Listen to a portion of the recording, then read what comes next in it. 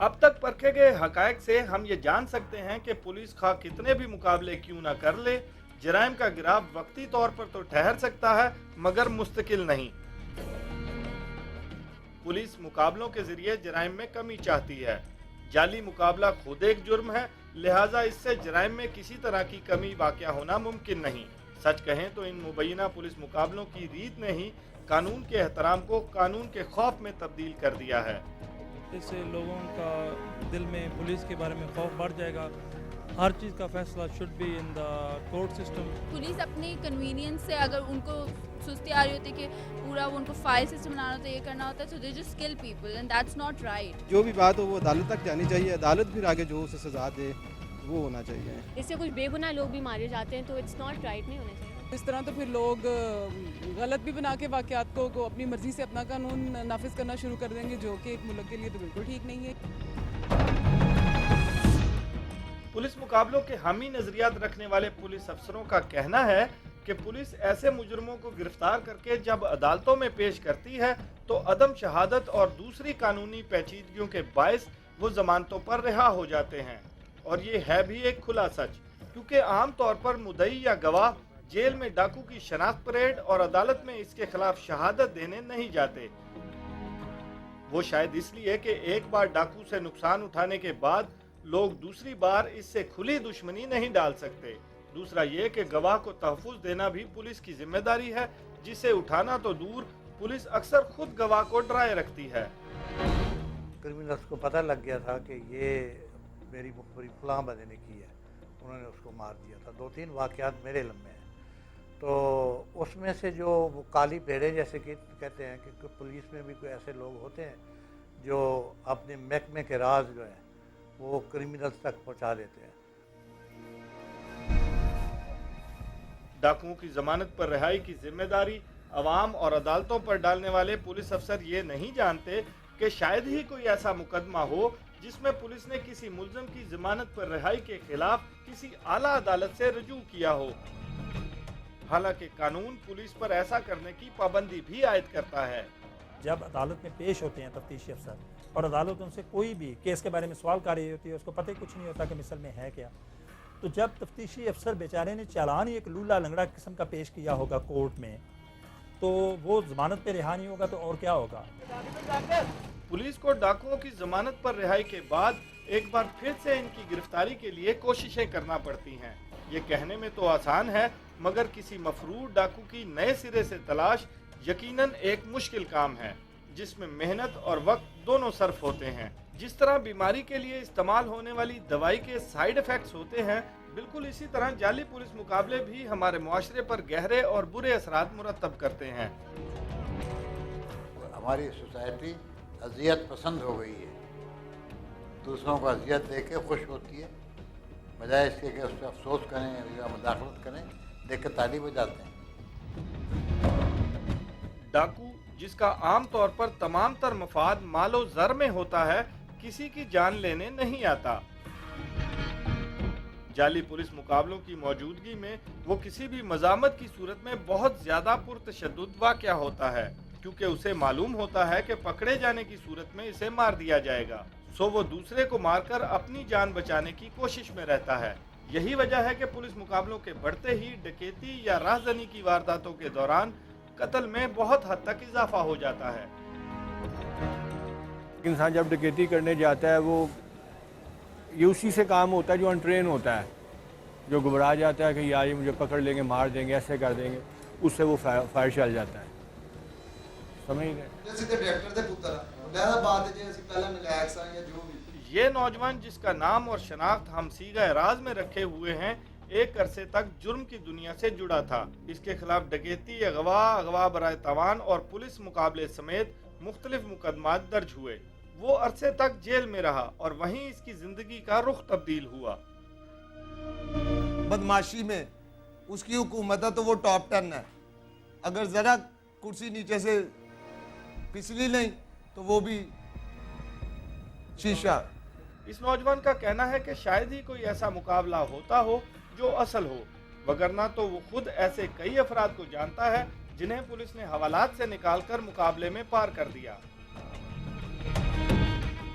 वो डकैतियाँ करवाते हैं खुद बड़े घरों में, हकीकत बात है, ठीक है। और वो जब अगर वो आसपास में नाके भी लगा लेते हैं ना कि चलो मौके पर पकड़ेंगे तो हम गाड़ी में डालेंगे तो ले जाएंगे, ठीक है। अगर कामयाब हो गई, 2-4 इस तरह कामयाब डकैतियाँ करवाते हैं, उसके बाद जो मुकबर होता है उसको भी साथ के ये भी कहीं बयान ना दे दे उसको भी पार कर देते हैं, 4-4 5-5 इसी तरह। पुलिस मुकाबला एक ऐसी हकीकत है जिससे किसी को इनकार नहीं, मगर जाली मुकाबला इंसानियत के कत्ल के मुतरादिफ है। कानूनी माहिरीन और इंसानी हकूक की तंजीमें इस बात को तस्लीम करती हैं कि पुलिस हुकूमती सरपरस्ती के बगैर कानून को हाथ में नहीं ले सकती। ये खुली हकीकत है कि पुलिस हो या कानून नाफिज करने वाला कोई भी इदारा, जब भी इख्तियारात से तजावुज होगा, पैसे की लालच और फर्ज से गद्दारी दोनों खुद ब खुद वर्दी का हिस्सा बनते रहेंगे। बड़ी सीटों पर बड़े पुलों ओहदों वाले हो गए हुए हैं, ठीक है ना, उन सब की लिस्टें हैं, ठीक है जी।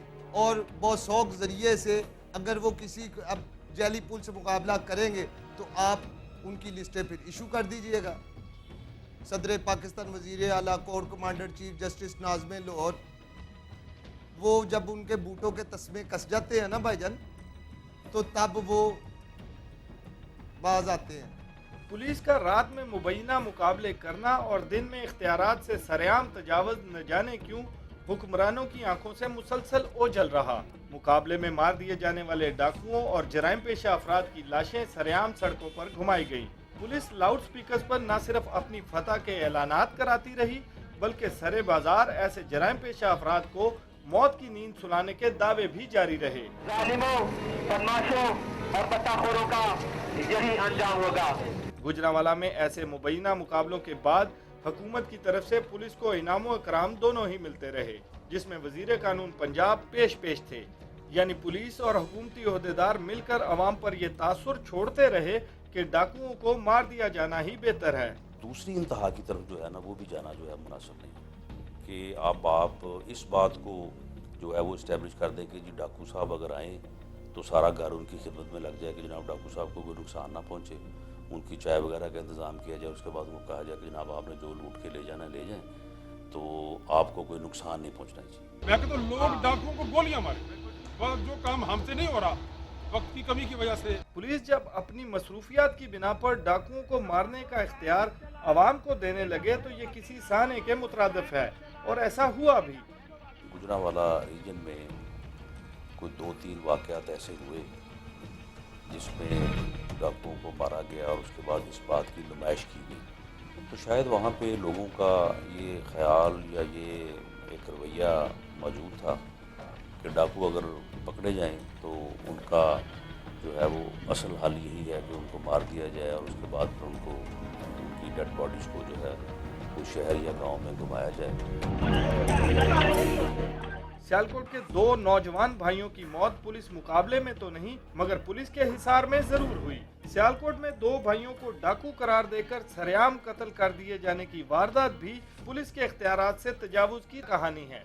हुकूमती जिम्मेदारों ने पुलिस मुकाबलों की शक्ल में मौत का जो परवाना महकमा पुलिस के हाथ दिया था, वो पुलिस अवाम को सौंप कर पछता रही है। मैं समझता हूँ इसमें 2 राय हैं, और हमारे यहाँ मुआशरे के अंदर भी बहुत सारे ऐसे लोग हैं जो ये समझते हैं कि ये जो चूँकि जो अदारे हैं, सरकारी अदारे हैं, वो इंसाफ फराहम नहीं करते, तो कोई दूसरा रास्ता निकालना चाहिए, जो जिसको हम कहते हैं कि इंसाफ जो है फ़ौरन मिलना चाहिए और इंसाफ होता हुआ नज़र होना चाहिए। सियालकोट में होने वाला ये दिलसोज वाक़या यकीनन कानून की धज्जियां बखेरने के मुतरादिफ है। ये हमारे मुल्क में कोई पहला वाक़या भी नहीं है जिसमें अवाम या पुलिस ने किसी शख्स को डाकू करार देकर जान से मार दिया हो। तस्वुर पाकिस्तान के खालिक अल्लामा मोहम्मद इकबाल के शहर सियालकोट में 2 सगे भाइयों पर वहशियाना तशद्दुद के बाद इनकी लाशों को सरेआम लटकाने का ये अंधोनाक सानेहा न सिर्फ महकमा पुलिस बल्कि हमारे मुआशरे के मुंह पर तमाचे की मानंद है। जिन पुलिस वालों ने वहाँ पे जाकर वो खड़े रहे हैं और उन्होंने उन लोगों को रोका नहीं, वो तो ऐसे है जैसे कोई मुजाहिद मैदान जंग से भाग जाए।